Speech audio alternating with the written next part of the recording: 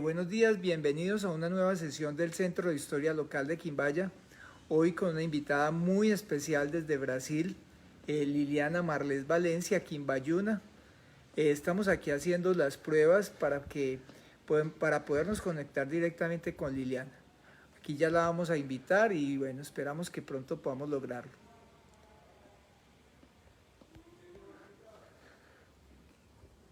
Ya acá vamos nuevamente. Les contaba que Liliana es licenciada en Español y Literatura, también licenciada en Lenguas Modernas, doctora en Letras, pero además de todo eso es un gran ser humano y es una persona quimbayuna que ahorita pues vive fuera del país, vive en Brasil, y qué bueno conocer esas experiencias de quimbayunos que hoy se encuentran en otras latitudes y con quienes pues nos encantaría y así lo hemos venido haciendo, tener un contacto para que las otras personas aquí los conozcan y sepan quiénes son.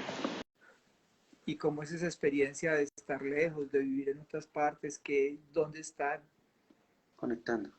Ahora sí ya lo logramos. Hola, Hola buenas Liliana, tardes. buenos días. Bueno, ahora sí lo logramos, entonces Ahora creo sí. que ahora sí va a ser posible. Esto ha sido pues la odisea, pero bueno, lo logramos, qué Liliana, alegría. muchas gracias. Sí, eso, yo siempre digo que son dos momentos muy alegres. El primero cuando nos logramos conectar y ya el segundo Sí, cuando eso podemos ya tener es la una alegría. conversación.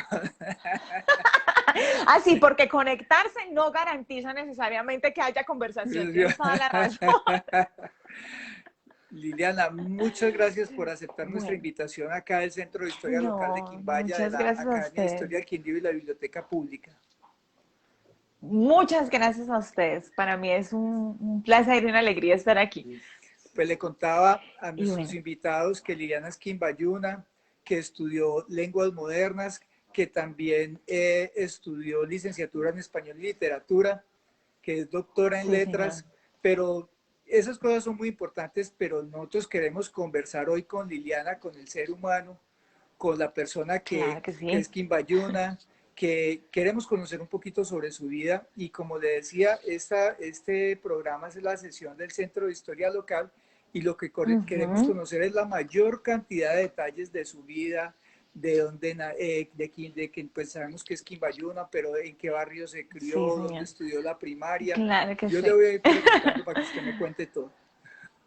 Claro que sí. Bueno, muy buenos días, porque ni siquiera tuve tiempo de decir buenos días. Primero que todo, buenos días. Y bueno, Buenos y días, viva el Lili. paro nacional, viva la minga en este día importantísimo. Hernando, yo sí pienso que es muy importante decirlo antes de todo. Viva la gente que está en las calles reclamando sus derechos con Eso justicia. está muy Bueno, bien y pues ya gracias a Dios todo está mejorando y eso es lo que esperamos, que el país se eche para adelante. necesitamos, sí, necesitamos eso precisamente. Pues Hernando, yo no sé, lo que tú quieras empezarme a ¿Dónde nació? preguntar o como, ¿Dónde nació y en qué fecha? Eso es para temas ay, estadísticos porque a uno nosotros le estas... preguntan la edad aquí. No, claro que sí. Bueno, yo nací en 1982. Acá estamos haciendo Casualmente un 11 cuentas. de septiembre, ya están haciendo cuentas, un 11 de septiembre, que además es una fecha que, bueno, trae muchos eventos también históricos a propósito, ¿no? Y nací en Cúcuta, pero llegué a Quimbaya a los 6 años. Entonces, básicamente soy Ya, quimbayuna qué bien. por adopción y todos mis recuerdos de Claro. infancia básicamente están en Quimbaya, claro que sí. Claro que sí. Y te puedo hablar y tanto así, y soy tan viejita Sí. para que no haya necesidad de hacer cálculos, que la plaza de mercado, yo no sé si tú te acuerdas, porque yo creo que tú eres más joven que yo, pero la plaza de No. mercado quedaba al frente de la Escuela Santander, que era donde está ahorita la alcaldía y todo esto. Entonces allí estaba la plaza Sí, de claro mercado que era cuando yo con llegué a vivir tolditos, aquí no, en yo sí Valla. recuerdo, claro. Con tolditos, claro que sí. Y de hecho ni siquiera existía el puente que pasa al Gaitán. no estaba en ese momento, solamente estaba el otro puente, y, hace muchos años. Qué bien, qué buen recuerdo. Qué buena Sí, pista señor. histórica, no, Sí, maravilloso. señor. Y Liliana, ¿en qué escuela estudió? En la Escuela Santander. En la Escuela Santander y pasé entonces con la profesora, desde segundo, porque hice primero en Cúcuta, pero en segundo con la profesora Elvira, que yo me imagino que muchos la Yo también recordarán, estudié en con la tercero con la profesora Elvira profesora, Uribe, claro. bueno, ahí está, y la profesora Teresa Valencia, Sí, de Palacio, que es ya. también pues, de toda la vida en Quimbaya, y en cuarto con la profesora Luisa, que me imagino que también la recordarás Claro, entonces, claro. y en quinto con la profesora Consuelo Macías, la Sí, esposa de claro. don Jaime. Sí, Claro, sí, claro fundadores que de sí. Operación Papá, fundadores, la profesora Consuelo, Exactamente, fundadora de la biblioteca. exactamente. Fundadora de la Entonces, biblioteca, así es. y pues quiero contarle a Liliana que esa escuela se conserva todavía, es patrimonio de Ay, los sí, quimbayunos. Y hace claro unos que días sí. la gobernación hizo una inversión para conservarla y en este momento está Qué muy bueno. bonita. Ay, qué bueno, qué bueno. Liliana, entonces Sí, termina su señor. primaria en la Escuela General Ujú. Santander. ¿Qué sigue después? Sí, señor. Y de ahí, pues, el Policarpa. Claro, qué bien. El colegio Policarpa, claro que sí, que en esa época era solamente de niñas, ¿no? Entonces era el Policarpa y bueno, en esa época también el instituto estaba 2 cuadras más abajo, ¿no? Que eso ya para uno es tan raro ir y no encontrar el instituto allí, pero entonces estaba el Policarpa y comencé, claro, en sexto y me acuerdo que la orientadora fue, la orientadora no, la directora del grupo, porque la orientadora era Aurita, ¿no? No Sí, sé si la recuerdas. es mi mamá. ¿La has escuchado mencionar? Claro que sí. Entonces claro, Aurita, claro que sí. Y tuve como orientadora, como directora del grupo Alicia, a María Elena, la tía de De Lorena, Lorena, Lorena eh, Celis. sí, a Julián Ramírez. Claro, profesor de Bueno, física. claro que sí, claro que sí. Entonces ahí fue ese largo tiempo porque uno, pues claro, yo no podía hacer muchas cosas, no podía salir mucho, y entonces uno quería ser grande ya para poder salir y hacer otras cosas, y esa época es como eso, y de pararse a ver los muchachos pasar que salían del instituto, cuando Claro. nos podíamos montar en la azotea, claro que sí, todo eso. Sí, recuerdos muy Termina su bonitos bachillerato. Ah, sí, de Santiago. No, pero voy a mencionar aquí sí, que sí. me acuerdo, o sea, guardo un aprecio enorme, un cariño enorme por Santiago. Y hasta hoy, siempre que puedo, le agradezco mucho a Julián Ramírez también, que fue muy importante como en 11, en esa época fue muy importante para tomar decisiones y para ver las cosas del mundo, sí. Sí, es verdad. Sí. Ellos se han preocupado mucho por orientar a los Ujú. estudiantes para Sí, que, digamos, en esa etapa que sigue, que es la universitaria, pues puedan sí, tomar la mejor decisión. sí. Y Liliana, ¿y usted Así es. o sea, usted estudió dos carreras al mismo tiempo? ¿Cómo fue ese Sí, proceso? señor. Y cómo decide? Porque normalmente hasta estudiar una a veces no es tan fácil y estudiar dos al mismo tiempo pues Sí. demanda como una decisión muy fuerte y ya como un plan de algo que se iba a hacer. Eso fue muy bonito en el sentido en que, bueno, uno sabe el esfuerzo que las familias hacen, ¿no? Porque Claro. también, o sea, yo estudié o sea, tuve el privilegio de estudiar, pero también, pues, los recursos eran también hasta cierto punto limitados, claro que sí. Yo quería estudiar español y literatura, era lo que yo quería estudiar. Quería estudiar literatura, ¿no? Sí, pero estaba la opción de estudiar licenciatura en español y literatura y me acuerdo que era semidistancia, entonces pues yo quería tener la vida universitaria de ir todos los días porque yo sentía que así era que uno estudiaba pues más y me acuerdo que entonces la otra opción era lenguas modernas. Y yo pensaba, bueno, pero ahí hay unas cosas que me gustan, porque había teoría literaria, había que mi sueño era ver teoría literaria o literatura como tal, pero me preocupaba mucho que yo no quería ver esas otras materias y pues inglés no me gustaba tanto. Entonces me acuerdo que fui y hablé con Julián Ramírez. Y Julián Ramírez me dijo, yo le dije, no, yo quiero un trabajo donde me paguen por leer, yo no quiero otra cosa, yo quiero es eso. Y Julián me dijo, entonces le dije, pero mire, lo que pasa es que solamente hay español y literatura para ir cada 15 días. Entonces me dijo, pero es que si usted quiere ser una literata de verdad, me acuerdo tanto, si usted quiere ser una literata de verdad, y casi que lo puedo recordar así porque estábamos en la sala de profesores y yo lo estaba escuchando en el puesto de él y me dice, si usted quiere ser una literata de verdad, usted necesita hablar otra lengua, pero tiene que hablarla bien, porque pues no es como ir a hacer ¿Usted sabe quién es Humberto Eco? Y yo, sí, claro, el nombre de la rosa. Bueno, él es un semiólogo. Entonces, yo no tenía ni idea de que era un semiólogo, pues, pero yo, un semiólogo. Sí, claro, y esa gente tiene que saber otra lengua, tiene que saber hablar otras lenguas, porque usted que se va a ganar con literatura. Eso. Entonces me dijo, ¿por qué no intenta estudiar las dos carreras al mismo tiempo? Y yo me fui para la casa y le dije a mi papá, mire, a mí me gustaría mucho estudiar las dos cosas porque son un complemento. Y, y entonces hubo gente que le dijo a mi papá, no, pero es que ella qué va a ser capaz, porque además una muchacha salía del colegio. Pero mi papá confió en mí y me dijo, no, mija, si usted cree que es lo que quiere y que se va a dedicar a estudiar, pues bueno, entonces aquí hacemos el esfuerzo. Y así fue, mis papás hicieron el esfuerzo y yo iba a la universidad de lunes a sábado en la tarde, o sea, todos los días para lenguas modernas durante la semana y los sábados iba a las materias de español y literatura y bueno, fue en ese momento yo creo que una cosa interesante y necesaria es que los muchachos cuenten con esa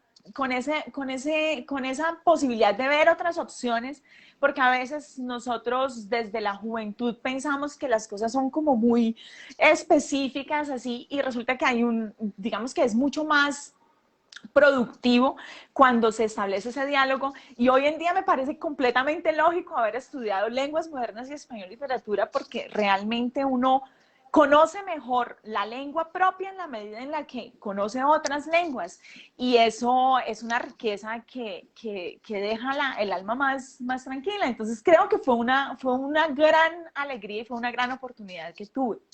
No, hoy en día sí lo veo así. Y claro, era un esfuerzo muy grande, pero también es una posibilidad muy grande porque muchos textos se encuentran en otros idiomas, en inglés, en francés. Claro. Qué bueno, si uno tiene la opción de saber una segunda o una tercera lengua, pues claro, se le abre más el mundo. Claro que sí.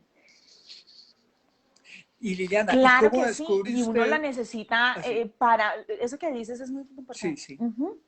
No, tranquila, discúlpame, siga. solamente me iba a referir a que, discúlpame, solamente iba a decir que realmente la traducción como tal de los textos tiene un peso enorme y hay gente que dice que los escritores hacen la literatura, pero los traductores hacen la literatura mundial, porque realmente conocemos la literatura mundial gracias a las traducciones, pero tener la posibilidad de evaluar y de acompañar traducciones y de reconocer digamos que esos matices de los textos y entender sobre todo las lenguas como funcionamiento y como, digamos que como organismos, esa práctica enriquece la propia práctica de lectura de uno. Entonces uno Claro. así está leyendo en la propia lengua. Sí, Muy bien. discúlpame, No, ahora no, sí. tranquila, Liliana. Liliana, usted tenía claro que Sí, quería señor. estudiar. Ese amor por la literatura, ¿cómo nace? ¿Dónde lo descubre? ¿Cómo se da cuenta usted que a eso iba a dedicar su vida? Ay, yo no sé, yo nunca serví como para las matemáticas, ¿cierto? Como a los 12 años me acuerdo que dije que quería estudiar sociología. No sé, yo había conocido como algunas cosas de sociología y yo dije que quería estudiar sociología y mi papá dijo que no porque todos los sociólogos terminaban tirando piedras. Era la idea que mi papá tenía. Eh, pero entonces siempre me gustó mucho leer, digamos, pero luego ya, y me acuerdo que una de las cosas que más agradezco del Policarpa y de Winston es escuchar a Winston contando historias. Entonces Winston tenía, y eso me parece una cosa muy bella y creo que es una cosa en la que las bibliotecas también están avanzando mucho y veo el trabajo que ustedes hacen, que es hacer que el énfasis de la biblioteca no sea solamente el libro, sino también la palabra como tal. Claro, A veces se nos olvida, ¿cierto? A veces pasamos eso por encima, como que lo damos por sentado. Pero había algunos momentos de las clases de español con Winston en los que él comenzaba a contar las historias de los libros. Y me acuerdo mucho que entonces empezaba como descuento y empezaba, claro, arquetípicamente los seres humanos estamos predispuestos a recibir con mucho amor las historias y escuchar. Entonces me acuerdo mucho de Los Miserables. Entonces él empezó a contar y entonces este hombre se roba un pan y y yo no puedo creer eso, esa locura. Y ahí me fui dando cuenta que era lo que me gustaba. Y yo sí creo que hay una cosa fundamental y es el contacto con los libros y con las historias desde muy pequeño. En mi casa mi papá había comprado un libro que se llama El Mundo de, bueno, él encontró solamente un tomo, pero me imagino que lo conoces, es una enciclopedia que se llama El Mundo de los Niños. sí, Y para mí ese mundo de los niños, yo andaba con el tomo de Lugares Maravillosos, a mí me parecía me parecía una locura eso que uno veía allí. Y me acuerdo mucho que así de los recuerdos de infancia, la cosa más bella para mí es ese libro. Y había, claro, a veces uno como niño no alcanza a entender muchas de las cosas que aparecen allí, pero el solo contacto ya ayuda. Y creo que una de las bellezas de esa enciclopedia en particular es que le hablaba a los niños como si fueran personas realmente inteligentes. No trataba de disminuir o de rebajar el discurso para poder que ese encuentro se diera con la lectura. Y me acuerdo que una de las páginas decía que el lago Titicaca era el lago más alto del mundo. Y yo tenía como 7, 8 años y yo decía, pero ¿cómo un lago va a ser alto? Yo pensaba que era como los dibujos animados que sale un chorro. Y yo decía, pero ¿cómo no se riega si es alto el lago del Titicaca? Pero a mí me parecía fascinante y el solo hecho de las fotografías y por eso es tan importante que uno permitiera o que trabajara ese contacto material también entre el niño y el libro, pues, y las historias, ¿no? Porque una de las bellezas que uno tiene, por ejemplo, en Quimbaya es que la gente está contando historias y esa sí. palabra yo creo que hace que uno quiera más historias. Y por eso yo creo que por eso hasta hoy sigo muy enamorada. Es de lo mejor que he hecho en la vida. No, Haber maravilloso. escogido lo que escogí. Y entonces, Sí. Liliana, usted termina sus dos carreras y ¿qué sigue después? Sí, señor. Ay, Dios mío. Entonces, yo quería irme para Francia. Quería irme para Francia pues a estudiar o a conocer, a ver las cosas. Y resulta que entonces había estudiado pues algo de francés en la universidad. En la universidad pues también aquí yo creo que muchas de las cosas, fue un periodo muy bello. Yo tengo los recuerdos más hermosos de la Universidad del Quindío. Conocí básicamente mi maestra querida, Marta González, que además me transformó también esa mirada acerca de la literatura. Y ella también me animó mucho como para que me fuera, ¿cierto? Para que me fuera a conocer otras cosas. Y ahí me quería ir entonces para Francia y resulta que en la alianza solamente había, yo conseguí que un profesor nos llevara, bueno, conseguí que él ofreció unos cupos para unas becas en la Alianza Francesa y yo conseguí que ser una de esas personas, pero siempre eran los mismos niveles, porque digamos que no había personas suficientes para pasar a otros niveles y yo quería a ver si podía presentar ese examen.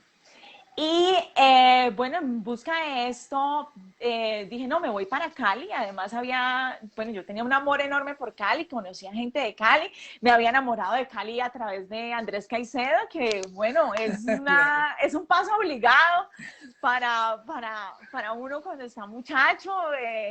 Andrés Caicedo, Hugo Chaparro Madiedo, claro que No, sí, claro. yo lo viví con todo ese amor.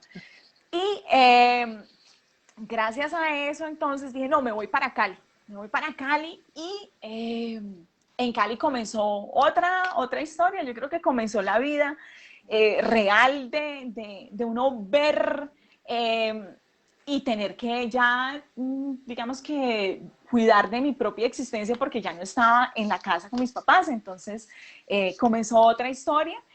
Finalmente no me pude ir para Francia, entonces, bueno, conseguí trabajo, conocí gente que llevo en el corazón y que me ayudó muchísimo, muchísimo, muchísimo. Solamente tengo cosas hermosas para agradecerle a Cali, a esa ciudad hermosa. Y empecé a hacer la maestría. Trabajaba en un colegio, trabajaba en la universidad también y luego empecé a hacer la maestría en la Universidad del Valle, maestra en literatura colombiana y latinoamericana. Eso fue, más o menos. O sea, ese vínculo suyo laboral empieza como docente. Ya Sí, señor. ese Sí. sueño que tuvo de enseñar, de dedicarse a la literatura, lo cumple a través Uh -huh. de la docencia. Ah, bueno, Lo súper. cumplo a través de la docencia y de todas maneras también yo creo que había un trabajo, yo fui monitora en la biblioteca de lenguas modernas de la Uniquindío y ese era un trabajo que me encantaba. Entonces, de hecho, todavía me pregunto por qué no me fui de bibliotecaria y habría sido muy bello y tal vez te pida trabajo en estos días. Qué maravilla. Sí, sí. Y Liliana, entonces hizo su maestría. ¿Y después qué siguió? Sí, señor. Entonces hice la maestría y quería hacer doctorado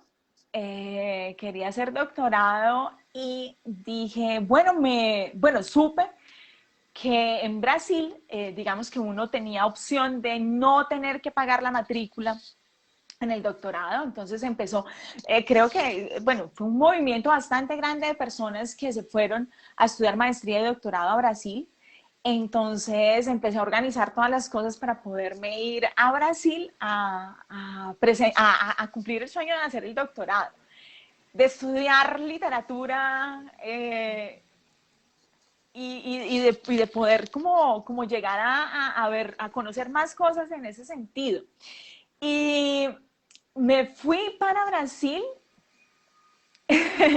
pasé como 15 días porque me fui, es, digamos que yo contacté a profesores desde acá, ¿no? Esa es una cosa que es, digamos que muy bella, al menos de Brasil, en lo que yo puedo decir de la experiencia, y es que yo contacté gente, toqué puertas. Yo no sé, Hernán, si te acuerdas de esa frase de un tranvía llamado Deseo, que dice, siempre conté con la generosidad de los extraños. Digamos que en mi vida eso ha sido, le doy un favor a todos los amigos inmenso, pero también he tocado puertas y las personas han sido solidarias y generosísimas, y entonces contacté a una profesora de Río Grande del Sur y me dijo, sí, listo, yo la oriento. Y resulta que yo necesitaba aprender portugués. Ella me dijo, usted puede, bueno, usted se viene, presenta el proyecto, porque hay una serie de pruebas que uno tiene que pues, presentar, exámenes y tal, pero tiene que presentar también un examen de portugués y yo no sabía hablar portugués. Entonces me fui, dije, no, me voy a ir y me voy unos 6 meses para poder trabajar y aprender mientras que me llega el tiempo de hacer el examen. Y resulta que me fui como un 6 o 7 de enero y cuando uno ya vive en Brasil sabe que en Brasil nada se mueve antes del carnaval, o sea, nada. Entonces yo llegué, el carnaval es en febrero, finales de febrero. Entonces yo llegué a buscar trabajo y todo el mundo me decía, no, maravilloso, claro que sí, venga en marzo. Y yo no me podía dar el lujo de estar 2 meses desempleada sin saber si iba. Entonces, bueno, finalmente, y le escribí a la profesora, no sé qué pasó con la profesora me había respondido todo el tiempo, pero no me respondió. Entonces, 15 días después me devolví a Colombia y me devolví pues a Cali y conseguí trabajo, una amiga me ayudó a conseguir trabajo en un día y estaba trabajando en Cali cuando sale una convocatoria del ICETEX donde buscaban profesores con maestría en lenguas o en español, en literatura, para ser profesores de literatura y de español en una universidad del norte de Brasil. Entonces me presenté y me fui como profesora a la Universidad Federal de Pará y estuve allí 9 meses y mientras tanto pues adelanté otras cosas, bueno, aprendí la lengua que eso es muy curioso porque todas las lenguas romances, ¿cierto? Sí, claro, comparten muchas cosas. Nosotros compartimos muchos elementos con el italiano, claro que sí, somos de la misma familia, pero hablar y entender es otra cosa. Casi siempre los hablantes de español creemos que hablar portugués es así y los hablantes de portugués creen que español es súper sencillo y sí entendemos muy fácil, pero producir ya es otra cosa. Me pasaron todos los cacharros que uno se puede imaginar y ya después ya entendí y me devolví a San Paulo y bueno, me presenté a la USP y estuve haciendo el doctorado en literatura en la USP, en la Universidad de San Paulo, finalmente. Y ya lo terminó, claro, claro. Sí, señor, ya lo terminé y terminé. Luego hice un postdoctorado en la USP también, que el postdoctorado pues es mucho más corto, es un trabajo, es una investigación, digamos que no conduce a un título, pero que también da, digamos que muchas herramientas y es un tiempo también muy bello. Eh, para profundizar en el tema que a uno le interesa investigar. Entonces terminé el postdoctorado también y es eso. Maravilloso, qué buen ejemplo. Liliana, ¿qué anécdotas Pues, tiene usted de su trabajo y de su profesión? ¿Qué recuerdos tiene así como muy especiales de la vida suya? de la vida mía, de mi Sí, de profesión. su profesión. Yo creo que ha sido muy, muy bello tener oportunidad de, pues yo creo que así, lo primero que se me viene como a la cabeza en estos momentos, hablando pues, hablando con la biblioteca, es poder visitar tantas bibliotecas. Yo creo que ha sido eso como en cuanto a como investigadora, digamos que uno tiene ese contacto con las bibliotecas que se vuelven casi que casas en diferentes lugares, ¿no? Yo durante el doctorado tuve la oportunidad de investigar a un autor chileno que se llama José Donoso y el archivo de José Donoso se encuentra en dos bibliotecas de universidades norteamericanas, en la Universidad de Iowa y en la Universidad de Princeton.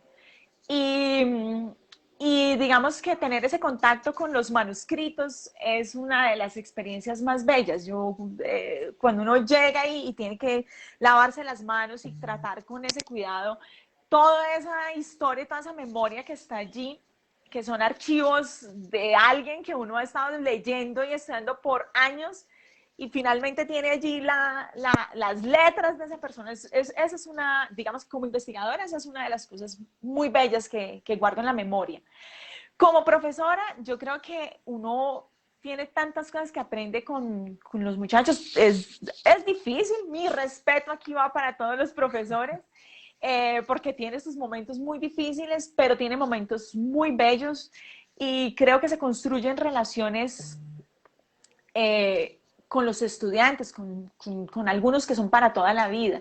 Creo que he encontrado personas muy bellas en los salones de clase y creo también que ha sido como una oportunidad. Yo, por ejemplo, participé en un proyecto de,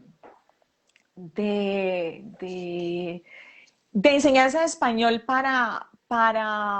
digamos que para comunidad LGBTI, pero abierto a toda la población. Y uno ver que hablar otra lengua puede ser una herramienta también, digamos, de empleabilidad para las personas y cómo eso puede ayudar a mejorar condiciones reales de la gente.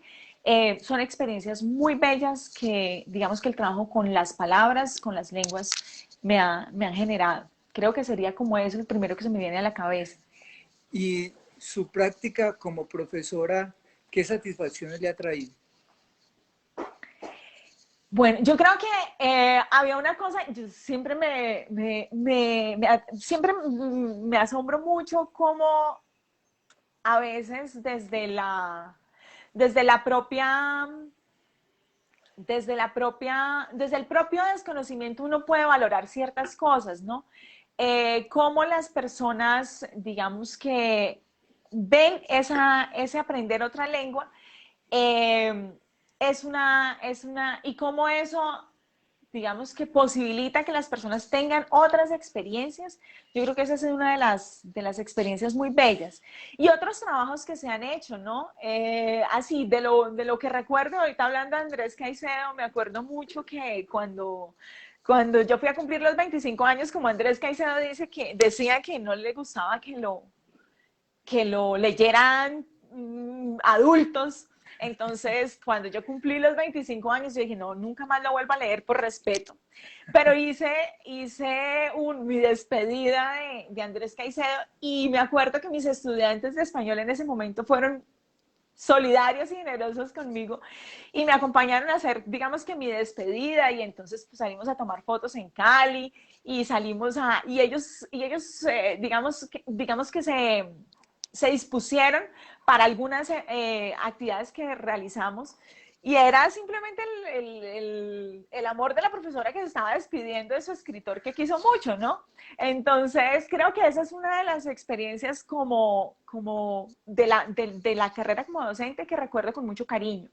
Y lo otro es el trabajo, digamos, con las personas que están aprendiendo español. Digamos que eso también ha sido un trabajo muy bello porque es la oportunidad también de mostrar la lengua de uno y esa relación de la lengua materna que uno tiene con la lengua materna, cuando la está presentando a otra persona, también es una relación que se va enriqueciendo bajo la mirada del otro que la ve como algo más nuevo. Hay muchas cosas que yo descubro todos los días enseñando español y que aprendo con los estudiantes, no solamente de lo que ellos me pueden aportar, sino de la propia vivencia que ellos tienen con la lengua española, por ejemplo.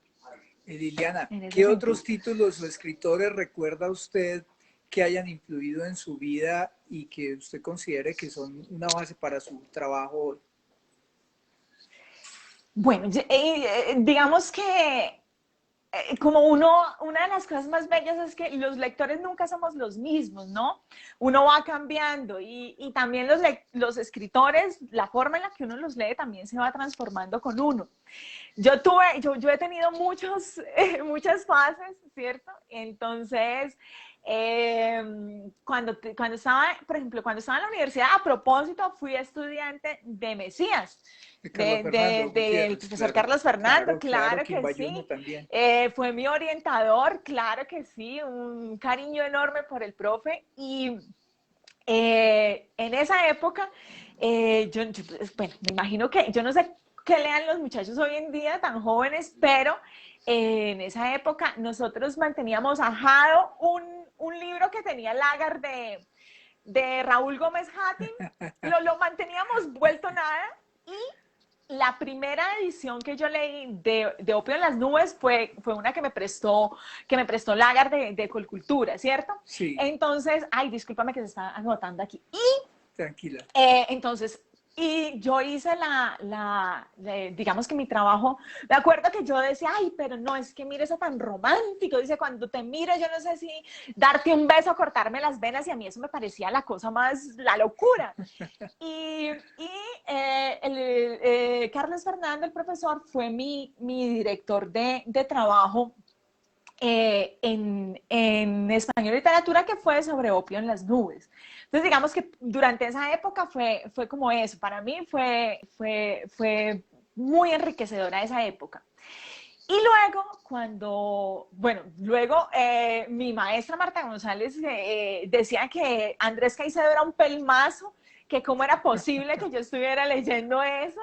Pero ella también digamos que me mostró grandes escritores, y entre esos recuerdo mucho una conversación que tuvimos con ella acerca de Germán Espinosa. Yo me enamoré de Germán Espinosa completamente. Germán Espinosa, el escritor cartagenero que pasó muchos años en Bogotá, escritor de La Tejedora de Coronas, bueno, de Los Cortejos del Diablo. Y de hecho, yo fui a buscarlo a la casa, a conocerlo, a saber si de verdad existía ese hombre, un señor ya como de unos 70, 75 años, que tiene una obra que en su momento y todavía para mí el personaje sigue siendo una presencia muy importante. Luego, digamos que José Donoso, como mencioné ahorita, que es el escritor chileno que estudié durante el doctorado. La tesis de la maestría fue acerca de las novelas de Germán Espinosa. Entonces, digamos que también una cosa que la investigación en literatura permite es que uno lee la novela o, bueno, el autor que está trabajando, pero eso le trae también un mundo entero, ¿no? Y en este momento, bueno, digamos que el otro autor también que ha sido muy cercano para mí es Virgilio Piñera, que es el escritor cubano. Entonces, digamos que son momentos. Ahora, hay una cantidad de autores que uno lleva siempre con mucho cariño, ¿no?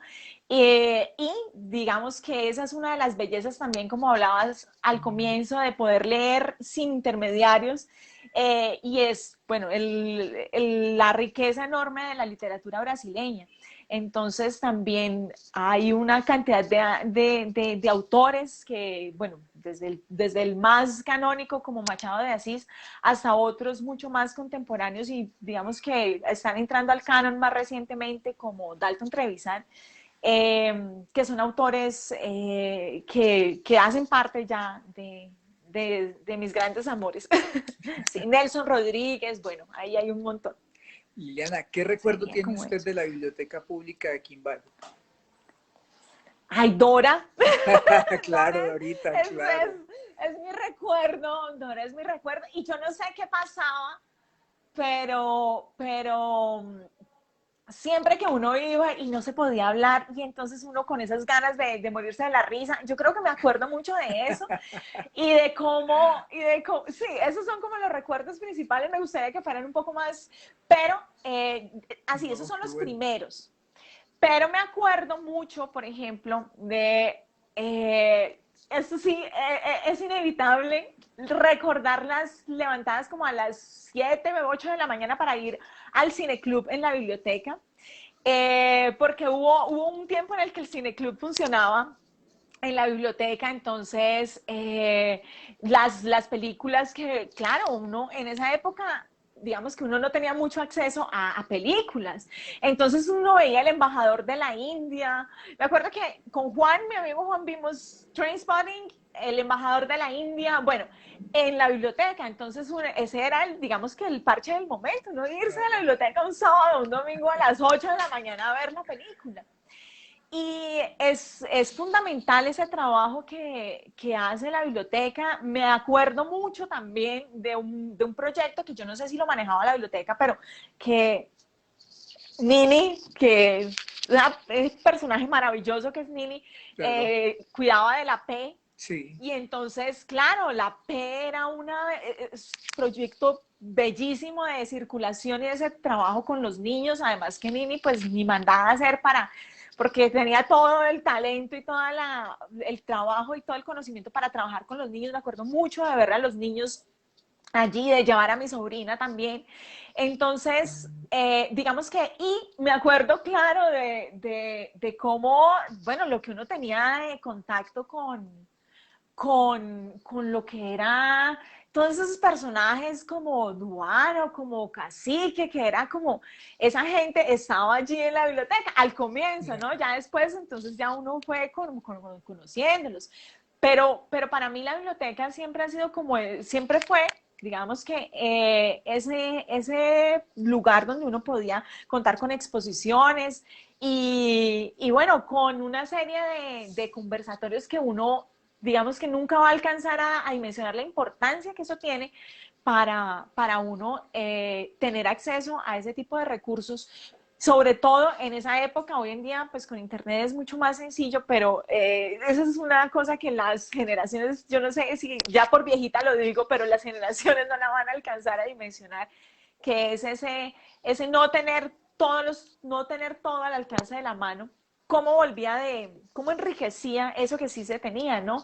Entonces me acuerdo el trabajo y en la biblioteca, digamos que allí encontraba uno todos esos personajes que movían ese mundo cultural, ¿sí? Que era lo ponía uno en contacto con otras formas de ver el mundo. Entonces, para mí sí fue y alrededor de eso, bueno, Tecnoquín sí, y toda claro. esa gente que hacía un trabajo fundamental en Quimbaya, ¿no? Hoy en día tienen a carteros de la noche, pero pues en ese momento carteros apenas estaba también desarrollándose, pero pues fue fundamental también Sí, el en trabajo del esa doctor Fabio época. Marín en ese momento fue esencial. Claro que sí, porque de ahí, por ejemplo, me acuerdo que prohibido suicidarse en primavera, Primavera. que entonces uno era el gran evento. Yo no sé si ya, no sé si cómo están los teatros, pero me acuerdo que era en el teatro que estaba detrás, al frente del Padre Peláez, ¿cierto? Sí, Que no me acuerdo el cómo se Dorado, llamaba. el Dorado. Eso, El Dorado. Ahí vi yo las primeras obras de teatro y me acuerdo tanto que así, son experiencias que uno todavía como que guarda el sentimiento de la emoción, ¿no? Es que uno está viendo allí y qué es lo que está pasando allí. Incluso me acuerdo de otros grupos que iban al Policarpa, por ejemplo, a presentarse. Entonces, y cómo esas experiencias lo marcan. Yo me acuerdo de un cuentero que uno decía, ¡ay, pero esto es una locura! O sea, un cuentero y cómo coge un pedazo de papel craft y lo convierte en un pueblo y no sé qué. Y hasta hoy uno dice, claro, qué maravilla, cómo uno no alcanza a dimensionar cuánto impacta eso y cuánto transforma de verdad. No es apenas discurso vacío, sino que No, es una cosa que lo marca. sí, es una generación que se influenció positivamente de la literatura, del teatro, de eso que Sin duda. pues a mí me tocó también, no lo teníamos en otros lugares, o sea, era la Claro. manera de uno tener acceso, digamos, a la cultura acá mismo en el pueblo. Sí, exactamente, exactamente. Hoy en día con internet sí, pero yo me acuerdo de uno tener que ir al bar para poder que le pusieran la canción porque uno Sí, no tenía, entonces uno va al bar de Caliche a que le pongan la canción porque, mire, póngame la canción porque uno no tenía, y en cambio hoy en día, digamos que claro, pero esa es, pues aunque suene a reminiscencia de vieja, es claro, es otro brillo y es otra experiencia, es diferente a tenerlo todo allí. Y cómo se construían también lazos alrededor de eso, ¿no? Entonces, lo que llegaba se recibía digamos que con mucha sed también en ese sentido. A mí me tocó el polideportivo, por ejemplo. El claro, polideportivo, y entonces, claro, y los conciertos, y entonces había un concierto, yo no sé cada cuánto, pero uno, no, pues qué locura, ¿cierto? Y digamos que en ese sentido esa es una de las cosas bellas que guardo también. Sí, Liliana, sí, señor. ¿qué extraña de Quimbaya ahora que vive fuera del país? ¿Qué extraño a quien vaya? Extraño, bueno, extraño a la gente, ¿cierto? Es inevitable, uno extraña a la gente. Poderse ir a tomar tinto, a jugos y jugos. Yo, yo, bueno, yo tengo varios amigos con los que uno dice, bueno, ay, nos vamos a tomar un tinto, aunque sea mentalmente, a jugos y jugos. A mí no me tocó, digamos que yo en este momento no recuerdo muy bien como cuáles son los locales actuales, pero sí me acuerdo mucho de jugos y jugos, porque, bueno, con Diego Andrés nos sentábamos allí, con Juan, bueno, con la niña, obviamente, y incluso de irse a tomar las cervezas a la esquina de los recuerdos, por ejemplo, sí, o mi tío. Digamos que esa es una de las cosas que extraño mucho. Y digamos que bueno, esos encuentros, y eso está atado, yo creo que inevitablemente a ciertos lugares, ¿no? Ciertas esquinas que uno recuerda con mucho cariño. Y digamos que yo no extraño, hay mucha gente que siempre habla, los sabores y tal, pero yo sí creo que uno extraña a las personas y en ese sentido como que están atadas. A mí me hace mucha falta la mazamorra, por ejemplo. Entonces, uno saber que todos los días pasa a las 10 el señor de la mazamorra o el de las jaleas, ¿cierto? Entonces, digamos que ese tránsito también es una cotidianidad que hace parte de recordarle a uno otras vidas también, ¿cierto? Porque ya somos otros siempre. Perfecto. Yo creo que es eso. Y encontrar a la gente, realmente uno poder decir con esa facilidad, vámonos a tomar un tinto. Eso es una de las cosas bonitas, yo creo que, de Quimbaya, esa facilidad, ¿cierto? Esa facilidad de uno encontrarse a la gente, De de encontrarse sentarse así. allí y ver pasar a la gente allí, ¿sí? No como en otros, sí, claro, las ciudades nos hacen que eso sea un poquito más difícil, pero esos encuentros son muy bellos, yo creo. Liliana, ¿qué mensaje final le da hoy usted a las personas que nos están viendo en esta sesión del Centro de Historia Local? Ay, yo no sé de mensajes. Yo pienso que, yo pienso bueno, primero que todo, otra vez la cuña del paro nacional. Yo creo que apropiarnos mucho, ¿cierto? Apropiarnos de yo creo que leer no puede apenas ser bueno, leer puede ser cualquier cosa porque leer es el acto de libertad más grande, ¿cierto? Entonces no está obligado a hacer nada más que algo. Leer puede ser uno leer solamente por satisfacción, puede leer solamente por disfrute, pero también creo que ese contacto con la palabra y con los libros tiene que ayudarnos de alguna manera también a volvernos más humanos, ¿sí? No necesariamente uno por leer es buena persona, ¿cierto? Entonces, y no por necesariamente por leer uno logra empatizar, hay que trabajar eso también, y hay que trabajar que ese amor por los libros y que eso nos vuelva realmente cada vez más humanos. Yo creo que ese sería como el mensaje. Cada uno tiene su propia humanidad que puede descubrir a partir de la literatura y que ese es uno de los beneficios. Hay un texto muy bello de Antonio Cándido que no es el primero o el único en hablarlo, pero habla del derecho a la literatura. Yo creo que todos debemos luchar por ese derecho a la literatura para que sea real, ¿cierto? Para que esa posibilidad de acceder a esa capacidad estética y de gozar lo que es ponernos en los pies de otro, lo que es conocer el mundo a través de los ojos de otro, lo que es mirar el propio mundo con ojos nuevos, es parte de ese derecho a la literatura. Y todos deberíamos de estar, digamos que envueltos en esa tarea, de que todos podamos tener derecho a leer y a leer disfrutando y a leer para construirnos y para construir una vida que sea más igualitaria y un mundo menos desigual en ese sentido.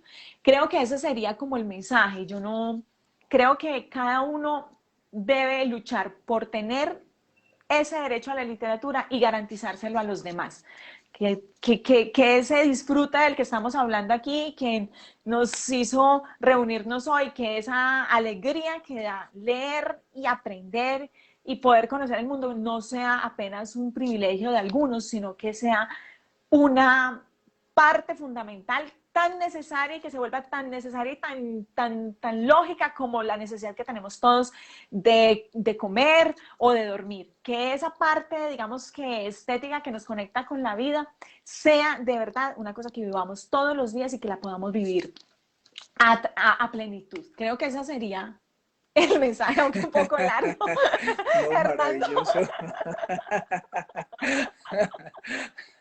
No, muy importante y muy conveniente.